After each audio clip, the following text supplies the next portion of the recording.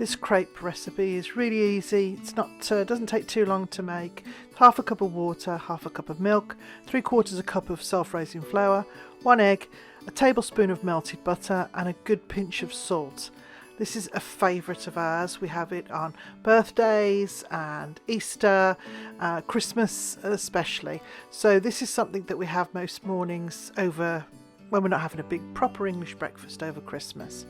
So you're going to put your milk and water, which you've mixed together already, into your bowl. Break the egg in. Make sure there's no shell, obviously. Then you're going to add the butter. Now what I do is it just makes it lighter, gives it a nice taste.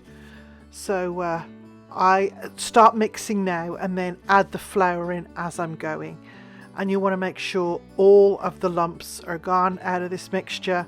It's got to be nice and smooth, and it's got to be more runny than a regular pancake recipe, because this is what we always grew up with. These were our pancakes, and by a North American standard these are not pancakes. That's why I call them crepes now, because they are more of the French style of thin pancakes.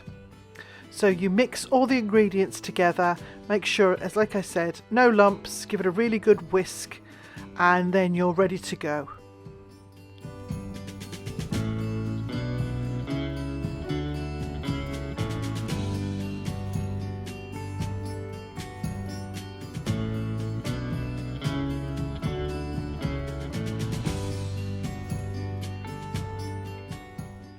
You want to make sure your frying pan is nice and hot. You want to make sure it's got oil in the bottom. I use coconut oil or butter. You don't want any oil that's going to give it a strong taste, so you want to keep it very light. Pour a tiny little bit in, distribute the oil, and then you pour in, I would say, about half a cup, not even. You'll see, you want it to cover the center of your frying pan, and then you want to maneuver the frying pan in such a way that it spreads, because you want the pancakes to be quite thin. You want to give them about a minute on the first side and then flip them over, and I just work them around the frying pan with the spatula so that they're not sticking.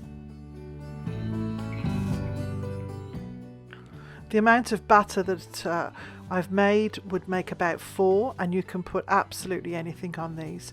I've got jam on the first one, I've got golden syrup on the second one. My particular favourite is honey and lemon. It's just really nice. It's not too sweet, especially for breakfast. But you can put whipped cream, you can put chocolate chips, you can put bananas, whatever. And as I said, this is a really nice treat for breakfast. You can also make it savoury if you wish, but more often than not, this is a bit of a treat. So this is our pancake breakfast.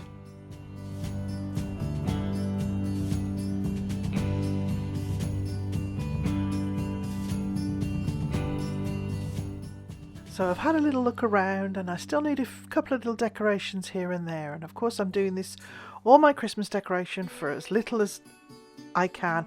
I don't want to try and spend any money. So this craft, I've actually had everything at home, so it's cost me nothing. I had this little book of pre-printed banners.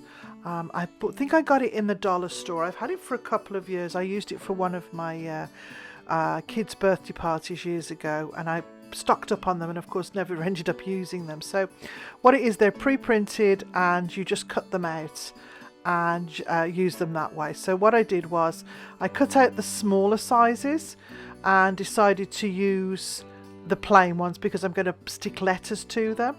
So I cut out 2 with the patterns on one for each end of the banner, and then the plain burlap ones I'm using for the letters. The letters are again in a dollar store pack. The glitter was some glitter that I had from Michael's, and then everything else was stuff that I had around the house. Now, with regard to the little banners, you could just cut this out of cardboard, paper.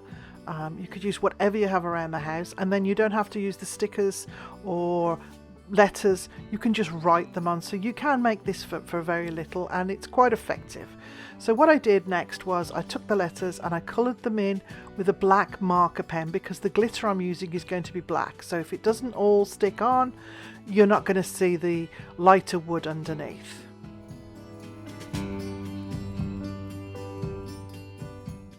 So once the letters were painted in the black marker, I then covered it with a layer of Mod Podge. This was the best glue that I could find to work with. And then, of course, what I've done is I've put it on a piece of folded paper, and that's so that once the job's done, it'll all go back in the pot, as you can see. While the glitter's drying on the letters, I'm going to make the actual banner. So what I found was a piece of lace that was already folded in half, and I wanted to slip the banner pieces between the lace. So I used a glue gun. It was this a low temperature glue gun, but whatever glue you have, I would use that. This is just what I had at hand. Both sides, so you're making an envelope with the banner between the folded material. Then with the same glue gun, just stuck the letters on.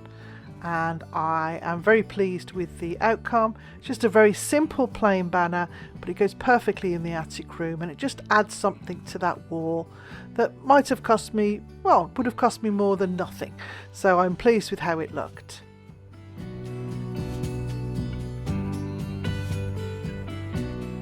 So another little item that I made was a Christmas cloche. Again, everything I had on hand. I did buy the little Christmas trees from the dollar store. I bought 2 packets back in September while they still had them, and they were $1 each. The cloche I already had. I stuck a little plastic beaded thing to the top of it, so it made it like a handle, and then I had just got a white plate from the kitchen. The little house is actually a salt and pepper shaker. I've got one of each, so I liked it. It was the perfect size. I just didn't like the colour, so what I did was I just painted it, and the trees are the perfect size to go with the little house. So that's what gave me the idea for the little Christmas tree and Christmas house cloche. So first things first, I just painted the little ceramic salt and pepper shaker.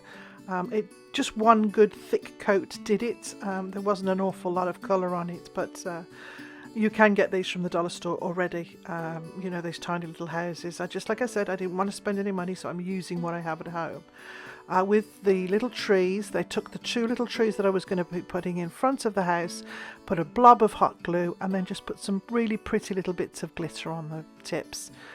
I wanted a couple of the trees to be larger, so I put little collars around the bases and made 3 different heights of the trees.